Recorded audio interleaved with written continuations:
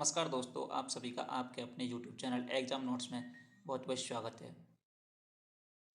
हमारी जो ज्योग्राफी की क्लासेस चल रही थी उसमें हमने भारत का भौतिक विभाजन पूरा कंप्लीट पढ़ लिया है। और अगर आपने वो वीडियो नहीं देखे हैं तो आप अपने क्लासों को ज़रूर प्लेलिस्ट चेक करके देख सकते हैं। आज से हम क्लास में भारतीय नदी तंत्र यानी कि इंडियन रिवर सिस्टम पढ़ेंगे। बिल्कुल बहुत ही अच्छी तरीक़ा से पढ़ने वाले हैं, तो आप क्लास में एंड तक बने रहिए। अगर क्लास को आप आधी अधूरी देखते हो तो फिर ना तो ढंग से समझ में आता है। एक बार टॉपिक वाइज आप अच्छी तरीक़ा से पूरा सिलेबस कंप्लीट कर लीजिए। देखिए, क्लास को शुरू करते हैं। भारतीय नदी सिस्टम जो है, इंडियन रिवर सिस्टम, इसको हम दो भागों में डिवाइड कर सकते हैं, जिसमें कुछ नदियाँ तो हैं हिमालयी नदियाँ जो हिमालय से निकलती हैं, और दूसरी हैं प्रायद्वीपीय नदियाँ। देखिए, उत्तर भारत की नदियाँ जो हिमालयी नदियाँ हैं, और जो प्रायद्वीपीय पेनिसुलर रिवर्स जो हैं वो हैं दक्षिण भारत की नदियाँ। ये दक्षिण भारत में बहती हैं और ये उत्तर भारत में बहती हैं। इनका जो जल का सोर्स है वो क्या है? हिमनद, ग्लेशियर से निकलती हैं, जो वर्ष भर पिघलते रहते हैं और उनसे ये हमेशा वर्ष भर प्रवाहित तो होती रहती है, वर्ष भर बहती रहती हैं ये नदियाँ जो हैं हिमालयी नदियाँ। बाकी जो प्रायद्वीपीय नदियाँ हैं इनका जो जल का सोर्स है वो क्या है? वो है वर्षा के जो जल से ही प्रवाहित होती हैं। ये वर्ष भर प्रवाहित नहीं होती हैं, ये सिर्फ वर्षा काल में ही प्रवाहित होती हैं या कुछ समय। इसमें आपके हिमालयी नदियाँ जो हैं इनमें आती हैं सिंधु नदी, गंगा नदी और ब्रह्मपुत्र नदी। हम इन तीनों नदियों के बारे में विस्तार से पढ़ेंगे आगे, जिसमें क्या है, इनकी सहायक नदियों के बारे में भी पढ़ेंगे और इन नदियों के बारे में भी पढ़ेंगे। देखिए, जो आपकी दक्षिण भारत की नदी हैं, प्रायद्वीपीय नदी हैं, इनको आप कुछ नदी तो हैं अरब सागर में गिरती हैं और कुछ बंगाल खाड़ी में गिरती हैं। जैसे इसमें है अरब सागर में लूनी, साबरमती, माही, नर्मदा, ताप्ती, जुआरी, मांडवी, पेरियार, भरतपुजा, कुछ इस प्रकार। और ये हैं दामोदर, स्वर्णरेखा, महानदी, गोदावरी, कृष्णा, कावेरी, बैनमाड़। तो ये जो नदियां हैं हम इनको पढ़ने वाले हैं। देखिए, हिमालयी नदियों में सबसे पहले देखिए, इनको तीन नदियां प्रमुख में बांटा गया है। एक तो है सिंधु नदी, दूसरा है गंगा नदी और तीसरा है ब्रह्मपुत्र। इस क्लास में हम सिंधु नदी के बारे में विस्तार से पढ़ेंगे। देखिए, सिंधु नदी जिसकी लंबाई है 2880 किलोमीटर। कितनी है? 2880 किलोमीटर इसकी लंबाई है। इसका विस्तार है चाइना, इंडिया, पाकिस्तान, अरब सागर। यानी ये इसके एक तरीक़ा से हम कहें कि चाइना से, तिब्बत से यहाँ से ये निकलती है, उसके बाद में इंडिया होकर के, पाकिस्तान होकर के और ये अरब सागर में गिरती है। देखिए, इस प्रकार कुछ आपका जो मैप है इंडिया का, यहाँ पर जो आपके चीन वाला हिस्सा है तिब्बत, यहाँ से जब निकल कर के इस हिमालय की से निकल कर यहाँ से इस प्रकार जाती हुई और ये पाकिस्तान में होते हुए इस प्रकार कहाँ निकलती जाती है? अरब सागर में गिरती है। इसका उद्गम स्थान जो है वो है बोखर चू हिमनद। कहाँ पर है ये? बोखर हिमनद जो है कैलाश पर्वत पर मानसरोवर झील के पास, ये इसका उद्गम स्थान है। चेमांगडम भारत में लद्दाख के दम चौक से प्रवेश करती है। ये भारत में कहाँ से प्रवेश करती है? चीन से निकलती है और ये यहाँ से भारत में लद्दाख के दम चौक से ये प्रवेश करके लद्दाख और जास्कर के बीच में बहती है। ये लद्दाख और जास्कर जो हैं क्या हैं? आपने पढ़े होंगे, ट्रांस हिमालय की श्रेणियाँ हैं। काराकोरम पिछली क्लासों में हमने बताया है, लद्दाख और जास्कर और कैलाश पर्वत। तो यहाँ से निकलती है ये कैलाश पर्वत के पास में बोखरचू हिमनद से, मानसरोवर झील के पास से, और ये जास्कर और लद्दाख के बीच में बहती है। भारत में उत्तर पश्चिम में बहते हुए भारत के चिल्लास नामक स्थान से बाहर निकलती है। इधर से जहाँ से बाहर निकलती है वो कौन सा स्थान है? चिल्लास नामक। लद्दाख का लेह शहर सिंधु नदी के दाएं तट पर स्थित है। देखिए, लद्दाख का लेह शहर जो है वो दाएं तट पर, जैसे इस साइड में ही चल रही है तो इसके राइट साइड में यहाँ पर होगा। सिंधु नदी का जल समझौता जो है 1960 में हुआ था।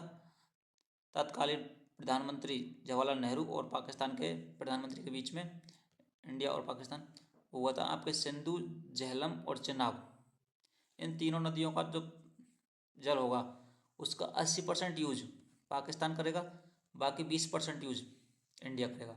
इसी प्रकार 3 नदी जो है रावी, ब्यास और सतलज, इन 3 का इंडिया 80% यूज करेगा और पाकिस्तान 20% यूज करेगा। इनको आप मैप से देखिए, थोड़ा समझिए।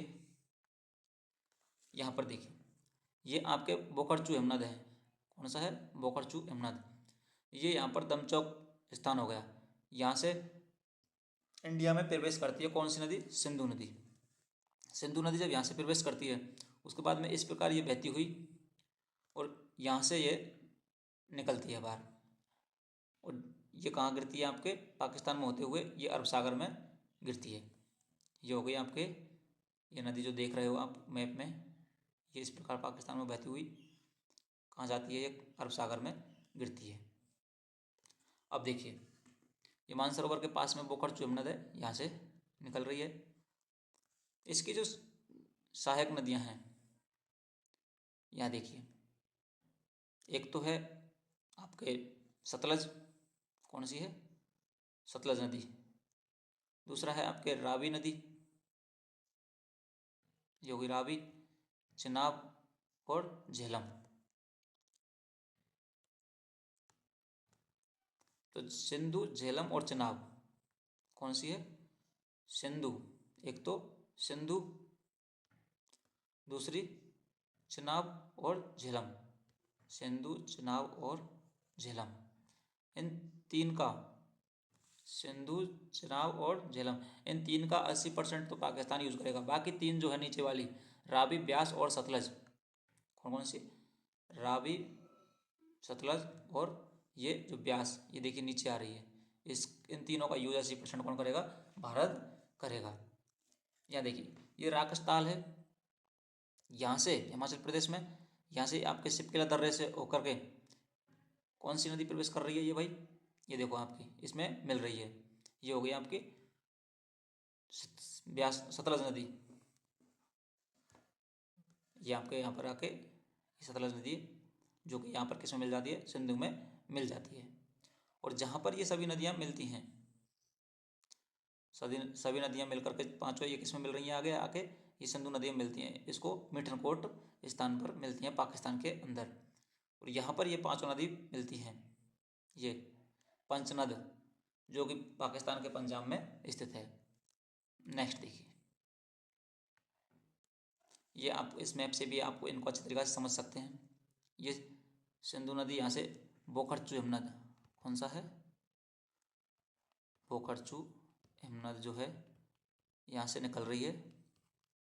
यहाँ से निकल करके इस प्रकार यहाँ से देखिए, ये भारत में होते हुए पाकिस्तान और ये अरब सागर में गिरती है। उसके बाद में है ये आपके यहाँ से चीन तिब्बत से सतलज नदी निकलती है, और ये आपके सिपकिला दर्रा हिमाचल प्रदेश में, कौन सा दर्रा है? सिपकिला, यहाँ से प्रवेश करती है भारत के अंदर, और ये आगे चल के इसमें मिलती है। आगे इसमें ब्यास नदी भी इसमें मिल जाती है, सतलज में, रावी, चिनाब और झेलम। ये सभी पांचों नदियाँ जहाँ पर मिलती हैं उसको कहेंगे अपन पंचनद। कौन सा कहेंगे? पंचनद हिमनद, पंचनद नदी। ये आपके कहाँ पर होगी? ये पाकिस्तान के पंजाब में होगा। ये आगे चल करके मिलता है किसमें? सिंधु नदी में, और इसको बोलेंगे मिठानकोट। देखिए, इस ब्यास सतलज नदी से ये निकल रही है, कौन सी? आपके इंदिरा गांधी नहर, भारत की सबसे बड़ी नहर है इंदिरा गांधी नहर। तो ये आप इनको मैप से समझ सकते हैं। अब देखिए, झेलम, चिनाब और रावी, ये 3 जो नदियां हैं, सॉरी एक बार फिर से देखिए, सिंधु, झेलम और चिनाब, ये ऊपर की जो 3 नदियां हैं, इन तीनों का 80% जल जो है ये तो करेगा यूज कौन? पाकिस्तान। और 20% कौन करेगा? इंडिया। बाकी ये 3 जो हैं, रावी, ब्यास और सतलज, इनका 80% करेगा इंडिया और 20% करेगा पाकिस्तान। ये इनका समझौता हुआ था, सिंधु समझौता। नेक्स्ट देखिए, सिंधु की सहायक नदियों के बारे में देखिए। सिंधु की सहायक नदियाँ, बाएं हाथ की नदी और ये दाएं हाथ की नदी। जैसे आपके ये सिंधु कुछ इस प्रकार से बह रही है, तो इसकी जो बहने की डायरेक्शन है उस डायरेक्शन में आपके बाएं साइड में, लेफ्ट साइड में जो नदियाँ पड़ती हैं उनके हैं झेलम 725 किलोमीटर जिसकी लंबाई है, चेनाब 1800 किलोमीटर जिसकी लंबाई है, रावी 720 किलोमीटर लंबाई, ब्यास 470 किलोमीटर, सतलज 1450 किलोमीटर। ये जो पांचों नदियां हैं, ये पांचों नदियां हैं, ये आपके जहाँ पर मिलती हैं वो पंचनद कहलाता है, पाकिस्तान के पंजाब में स्थित है। इनका आपस में मिलान बिंदु है कौन सा? पंचनद। ये आपको ध्यान रखना है। बाकी ये आगे चल करके किस में मिलती हैं? सिंधु में मिलती हैं, तो इसको बोलते हैं मिठानकोट, पाकिस्तान। मिठानकोट में ये सभी जो नदियाँ हैं ये सिंधु नदी में मिलती हैं। बाकी आपके दाएं हाथ की नदी यानी कि ये आपके राइट हैंड की तरफ जो सहायक नदियाँ हैं वो हैं श्योक, गिलगिट, जास्कर, हुंजा, नुब्रा। ये सभी राइट हैंड की तरफ बहने वाली नदियाँ हैं। नेक्स्ट देखिए झेलम नदी, जिसकी लंबाई है 725 किलोमीटर। इनका पुराना नाम बेतिस्ता, वेदों में से क्या कहा गया है? झेलम नदी को बेतिस्ता कहा गया है। इसका उद्गम स्थल है बेरीनाग झील, जम्मू कश्मीर पीर पंजल श्रेणी में है। झेलम नदी देखिए, ये आपके झेलम नदी है, यहाँ से आपके बह रही है ये, और आगे चेनाब और में मिल जाती है। तो ये जो है बेरीनाग झील, जम्मू कश्मीर से इसका उद्गम स्थल है, पीर पंजल श्रेणी में मिलती है। इसका पुराना नाम है बेतिस्ता, वेदों में इसको बेतिस्ता कहा गया है। श्रीनगर के निकट बुलर झील से बहती है और ये इंडिया प्लस पाकिस्तान की सीमा बनाती है, इंडिया पाकिस्तान की सीमा। वैसे ये सीमा है लेकिन इसको इंडिया पाकिस्तान की सीमा के रूप में बनाई गई। पाकिस्तान के जंग के निकट चेनाब में मिलती है। ये देखिए ये चेनाब नदी जा रही है और यहाँ पर ये चेनाब में मिल रही है। ये क्या है? चेनाब आप देख रहे हैं, और इसको ये चेनाब में मिलती है पाकिस्तान के जंग के निकट। झेलम नदी जो है ये श्रीनगर में, इस पर एक परियोजना है झेलम नदी पर। कौन सी परियोजना है? तुलबुल परियोजना, श्रीनगर के अंदर झेलम नदी पर। तो ये आपको ध्यान रखना है, कौन सी परियोजना है? तुलबुल परियोजना, झेलम नदी पर। झेलम नदी चेनाब में कहाँ पर मिलती है? पाकिस्तान के जंग के निकट। ये कहाँ से निकलती है? बेरीनाग झील से। ये क्वेश्चन आपको बार बार पूछा जाता है, बहुत बार रिपीट होता है, हिस्ट्री का क्वेश्चन है कि झेलम नदी को वेदों में क्या कहा गया है? तो बेतिस्ता कहा गया है। यहाँ पर देख रहे हो आप, इस सिंधु नदी है, पाकिस्तान में होके अरब सागर में मिल रही है। थोड़ा मैप से अगर आप ध्यान रखोगे तो एक इमेज आप अपने दिमाग के अंदर बना लोगे, जिससे कि आप अच्छी तरीके से आसानी से याद रख सकते हो। देखिए चेनाब नदी, चेनाब नदी है जिसकी लंबाई है 1800 किलोमीटर। कितनी है? 1800 किलोमीटर। इंडिया में इसकी जो लंबाई है 1180 किलोमीटर है। ये पूरी क्या है? इंडिया के अंदर नहीं है। क्यों नहीं है? देखिए चेनाब नदी क्या यहाँ से निकलने के बाद में ये पाकिस्तान में प्रवेश कर जाती है, और इसका भी पुराना नाम वेदों में क्या है? अस्कनी कहा गया है चेनाब नदी को। तो यह भी क्वेश्चन आपको एग्जाम में ज़रूर देखने को मिलेगा। आगे हम इसके बारे में हिस्ट्री क्लास जब होंगी उनमें पढ़ेंगे। इसका उद्गम कहाँ से होता है? बाड़ा लाचला दर्रा हिमाचल प्रदेश से होता है। यहाँ से दो नदियाँ निकलती हैं, चंद्र और भागा। ये हिमाचल के प्रदेश के तांडी में मिलती हैं। हिमाचल प्रदेश में चंद्रभागा के नाम से इन्हें जानते हैं, चेनाब नदी को। सिंधु की सबसे बड़ी सहायक नदी है, कौन सी है? चेनाब नदी। ये देखिए, ये जो आप देख पा रहे हो, जो मैं इसको आपके पिंक कलर में किया हूँ, तो ये चेनाब नदी जो है ये आपको, इसको पुराना नाम इसका अस्कनी है, वेदों में अस्कनी कहा गया। इस पर 3 परियोजना है। परियोजना से भी क्वेश्चन कई बार पूछ जाते हैं बहुत। सलाल परियोजना, दुलहस्ती परियोजना, बगलिहार परियोजना। ये तीनों परियोजना जो है कहाँ पर है? चेनाब नदी पर है। देखिए रावी नदी, जिसकी लंबाई है 720 किलोमीटर। पुराना नाम है पुरुषनी और इरावती। जिसका उद्गम रोहतांग दर्रा हिमाचल प्रदेश से पश्चिम से होता है, यानी कि जो रोहतांग दर्रा है उसके भी पश्चिम में से होता है। रावी नदी चंबा घाटी में प्रवाहित होती है। यह पाकिस्तान के सराय सिंधु के पास चेनाब नदी में मिलती है। देखिए ये आपके रावी नदी है और ये किस में मिल जाती है? आपके आगे चल के चेनाब में मिल जाती है। ये देखो ये चेनाब में मिल जाती है। कौन से स्थान पर? सराय सिंधु के पास। इस पर परियोजना जो है वो है चमेरा परियोजना और थीन परियोजना। आगे देखिए ब्यास नदी। ब्यास नदी की लंबाई 470 किलोमीटर है। इसका पुराना नाम बेपासा, वेदों में से बेपासा कहा गया है। इसका उद्गम जो है ब्यास कुंड हिमाचल प्रदेश रोहतांग दर्रे के पास में है और हिमाचल प्रदेश के कुल्लू घाटी में प्रवाहित होती है। ब्यास पाकिस्तान में नहीं जाती है। ये जो नदी है ब्यास नदी, ये आपके पाकिस्तान में नहीं जाती है। देखिए ये यहाँ से ब्यास नदी इंडिया में से निकली और ये कहाँ पर, ये इंडिया के अंदर ही किस में मिल गई है, सतलज में मिल गई। एक बार देखिए दोबारा से आपको अलग कलर से बताते हैं, ग्रीन से। ये आपके ब्यास नदी है, कौन सी है, ब्यास नदी। यहाँ से ब्यास निकल रही है और ये इधर से सतलज नदी आ रही है। ये सतलज नदी सिपकेला दर्रे से प्रवेश करते हुए आती है, तो इससे ब्यास नदी में मिल जाती है। ब्यास नदी आपके सतलज नदी में मिल जाती है और ब्यास नदी आपके पाकिस्तान में नहीं जाती है। भारत में सतलज में मिलकर उसकी सहायक नदी बन जाती है। ब्यास नदी पौंग डैम जो है ये ब्यास नदी पर स्थित है। ध्यान रखना है आपको, पौंग डैम किस पर है, ब्यास नदी पर स्थित है। ब्यास नदी धौलाधर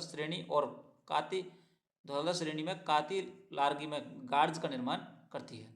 ब्यास नदी और सतलज नदी के संगम पर हरिकेश बैराज बांध बनाया गया है, जहाँ से भारत की सबसे लंबी नहर इंदिरा गांधी नहर निकाली गई है।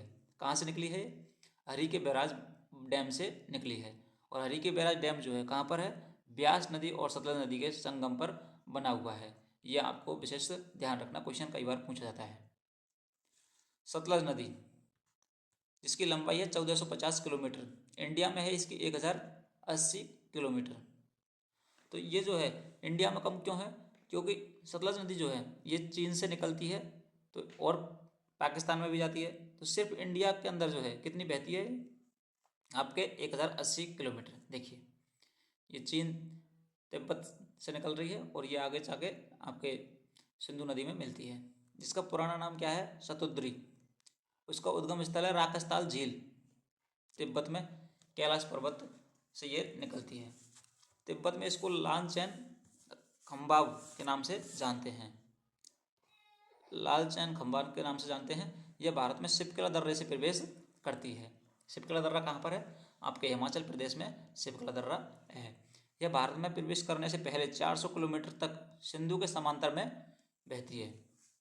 सिंधु नदी के पैरेलल में ये आपके 400 किलोमीटर तक चीन में बहती है भारत में प्रवेश करने से पहले। यहाँ पर जो परियोजनाएं हैं वो है झाकरी परियोजना, कोलडाम परियोजना और भाखड़ा नागल बांध परियोजना। ये आपके सतलज नदी पर स्थित है।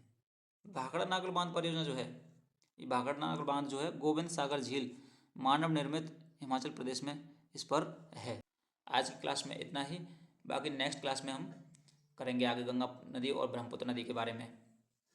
साथ ही कमेंट करके आप ज़रूर बताएं कि क्लास कैसी लगी। क्लास अच्छी लगी हो तो क्लास को लाइक करें और साथ ही चैनल पर नए हो तो चैनल पर सब्सक्राइब करके बेल आइकन को प्रेस करके ऑल पर क्लिक कर लीजिए, जिससे आपको हमारे हर वीडियो का नोटिफिकेशन प्राप्त हो सके। जल्द ही आपको पॉलिटी की क्लास यहाँ पर स्टार्ट की जाएंगी, बहुत ही बेहतरीन ढंग से क्लास करवाई जाएंगी और बहुत ही शानदार नोट्स आपको मिलने वाले हैं। तो आप चैनल पर नए हो तो चैनल को सब्सक्राइब कर लीजिए और PDF के लिए आप हमारे टेलीग्राम चैनल एग्जाम नोट्स को ज्वाइन कर लीजिए, जहाँ पर आपको फ्री ऑफ कॉस्ट PDF उपलब्ध करवा दी जाएगी।